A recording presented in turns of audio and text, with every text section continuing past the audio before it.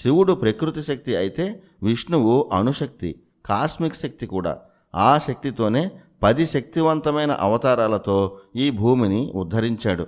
మానసిక శక్తిని ఒక స్థాయికి తీసుకెళ్లగలిగితే ఎలాంటి రూపాన్నైనా ధరించవచ్చని కొందరు సైంటిస్టులు కూడా ఈ మధ్య పరిశోధనలు చేసి చెప్తున్నారు. విష్ణుమాయ అంటే అదే. విష్ణువు ఎక్కడైనా ఏ రూపంలోకైనా మారే శక్తి. అందుకే చేపగా, తాబేలుగా, సింహంగా, వరాహంగా మారగలిగారు విష్ణువు.